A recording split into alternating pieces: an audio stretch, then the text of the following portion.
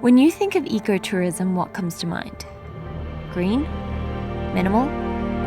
How do we travel with a conscious heart and be able to minimize our impact to the precious earth we call home? How do we take it all in, but also give back?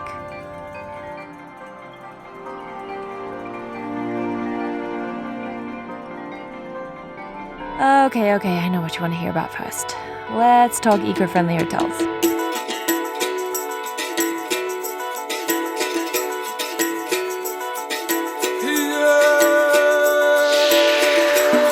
Many other hotels had locally sourced food or had their own sustainable farm enriched by recycled water.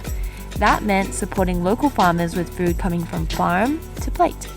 As well as the delish food being sourced locally, so were the building materials. We know modernism is in right now, but we loved how Alio Hotel had this mix of contemporary and this rustic villager feel.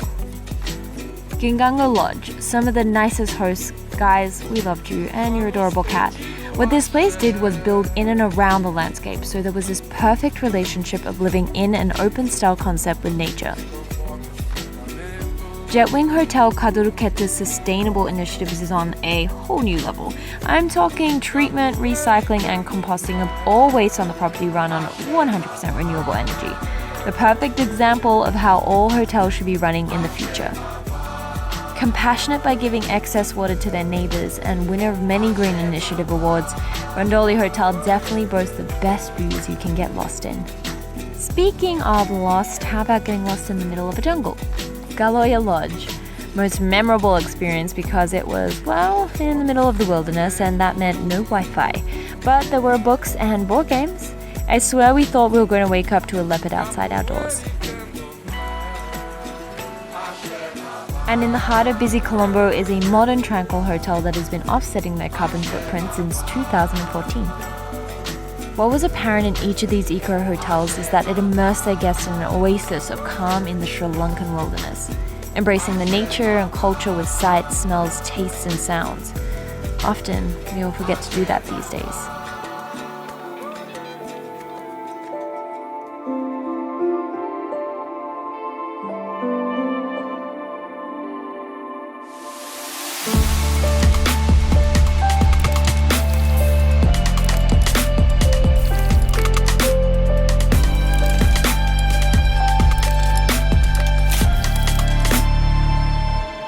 Bet you heard of elephants in captivity before. Instead of being wild and free, they're chained up, exploited for wealth, and stripped from their life they were meant for. Humans did that. Millennium Elephant Foundation sheds light on how humans have mistreated them and helps raise awareness on responsible tourism. These elephants are fed, have medical checks, and live out the rest of their lives with care. Want to experience a tranquil bond between man and beast? Try take a walk with the elephants. Thankfully, thousands of elephants in Sri Lanka still roam wild and free away from contact with human life. But it makes you wonder, how do we as humans survive all those years ago out in the wild? We're up at 5:30 in the morning to go on a river safari. Yeah, time to get into the Jeep.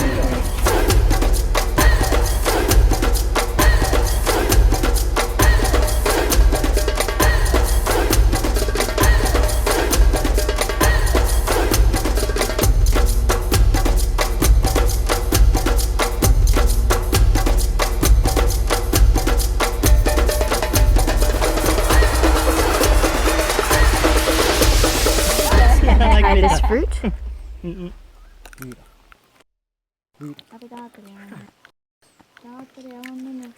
It's kind of like, it's not ripe yet. Yummy. Yeah, so on this trip we seem to be constantly searching for food. And although the closest to us eating bushberries again would only be from the fruit stall vendors along the roads, looks like the monkeys had the same idea as us. But let me just say this, Sri Lankan food is glorious.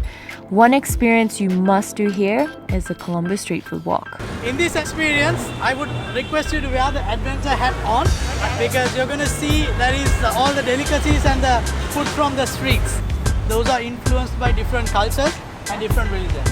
Before we get on to the food experience, we are going to try one of the most important things that completes the street food scene in Colombo, which is Drinking.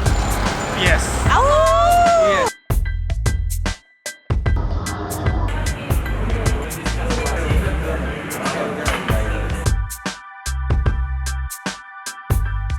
Yep, and I'm drunk. Watch out for the traffic, kid.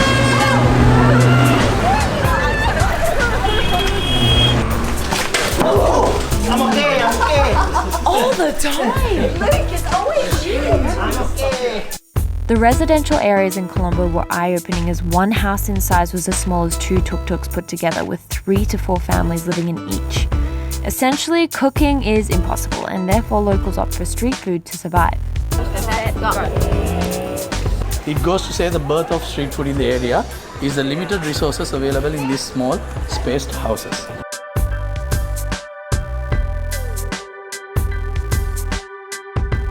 I'm eating brain. Apparently one of them is brain, and I don't want to eat. I'm down for brain. Maybe it's gonna make me smarter. Here they don't. No, it tastes like tofu. Yeah, exactly. That's exactly what it tastes like. I swear. It's like a little. Oh my god! Oh my god! Oh my god! Oh my god! Oh my god! Oh my god! Oh my god! Oh my god! It's good, right?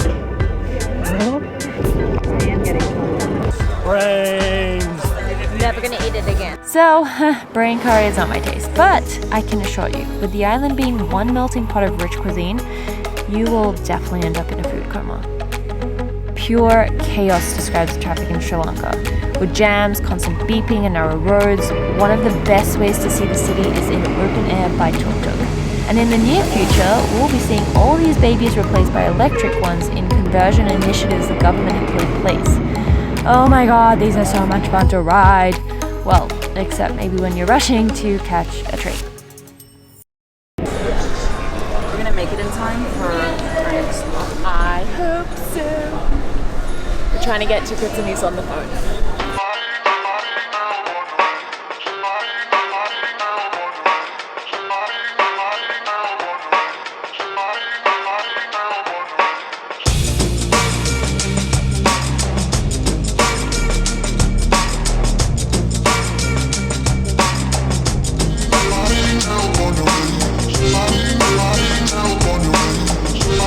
Picturesque ride through an urban jungle? What more can you ask for? But maybe bring better company next time.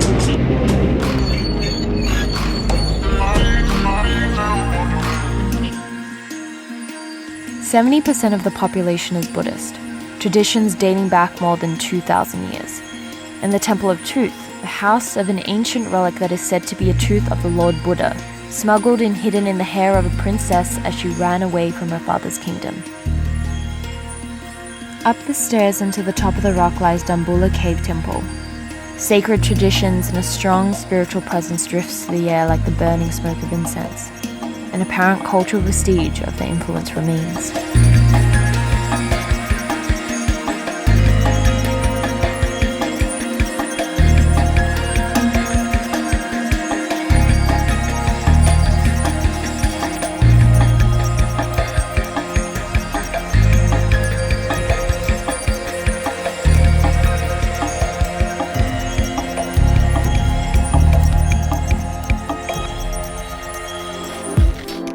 Left with a strong reminder that humanity still exists, and we welcomed it with many smiling faces that we met along the way.